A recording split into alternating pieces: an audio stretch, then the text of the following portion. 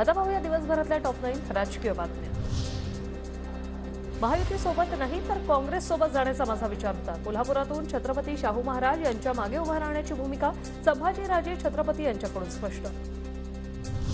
असदुद्दीन ओवेसींचे महाराष्ट्रात लोकसभेच्या 5 जागा लढण्याचे सुतवाच। मुस्लिम बहुल भाग असलेल्या मालेगाव धुळ्यात उमेदवार निवडून येण्याचा विश्वास। मालेगावमध्येच आमदार मुफ्तींची माहिती।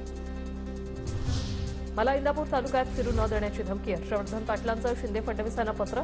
मित्रपक्षाचे पदाधिकारी शिवराळ भाषेचा वापर करत असल्याचा पत्रात उल्लेख।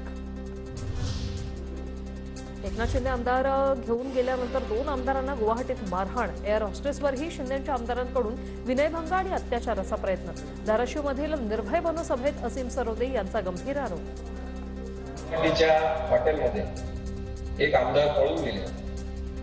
8 किलोमीटर गेल्यावर त्यांना पकडून आणण्यात आलं। त्यांना त्या गुवाहाटीच्या हॉटेलमध्ये प्रचंड मारहाण करण्यात आली। त्यानंतर आणखी एका आमदाराला मारहाण करण्यात आली। त्या 2 आमदारांना कोणी मारहाण।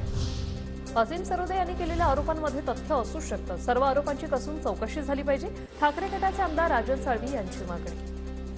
आरोप केले की त्यांना आलेले अनुभव, त्यांच्याकडे असलेली माहिती, त्याच्या आधारे आरोप केले असतील। आरोपांमध्ये तथ्य 100% असू शकतं आणि म्हणून त्या आरोपाची चौकशी व्हावी अशी त्याचं माझं या ठिकाणी स्वतःचं मत आहे। ठाकरे गटाला अजून एक पोपट मिळाला। महापत्रकार परिषद घेतली तेव्हाच वाटलं होतं हा उबाठा गटाचा पुढारी होईल। आरोप केल्याशिवाय वजन वाढत नाही। असीम सरोदे यांच्या आरोपानंतर संजय शिरसाट यांचा पलटवार। मला वाटते खालच्या पातळीवरच्या बाबी कुणीही शिवसैनिक असं कृत्य करू शकत नाही। कदाचित सरोदेंचा हा अनुभव असेल, तो त्यांनी कथन केला। दादा भुसेंची टीका। महाविकास आघाडीचे उमेदवार जाहीर होण्याआधीच बारामती सुप्रिया सुळेंचे फ्लेक्स। नीरा बागेजमध्ये लागलेल्या फ्लेक्सने वेधलं सर्वांचं लक्ष।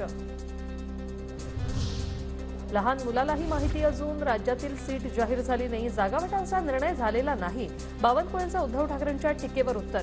कृपाशंकर सिंह यांचं पहिल्या यादीत नाव पण गडकरींचं नाही। ठाकरेंनी केली होती टीका।